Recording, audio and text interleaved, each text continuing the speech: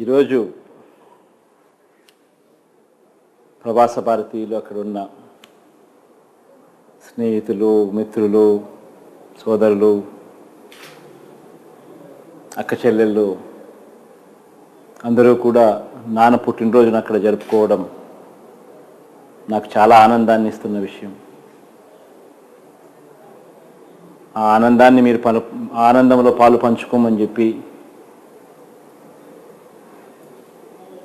నాతో ఒక మెసేజ్ కూడా కావాలి అని చెప్పి అడుగుతున్నారు. నిజంగా మెసేజ్ చెప్పాలంటే కూడా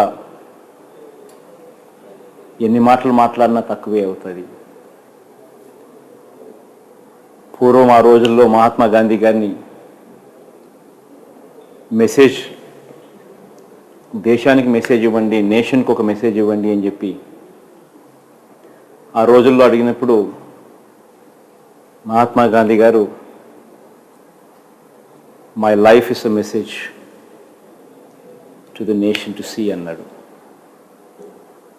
ఈరోజు నిజంగా కూడా మన దివంగత నేత, ప్రియతమ నాయకుడు రాజశేఖర రెడ్డి గారు కూడా అటువంటి కోవలికి చెందిన వ్యక్తి. తన life is a message to the state of Andhra Pradesh. మనమంతా కూడా తను చేసిన పని నుంచి, తను లీడ్ చేసిన లైఫ్ నుంచి, తను ప్రేమతో పలకరించే పిలుపు నుంచి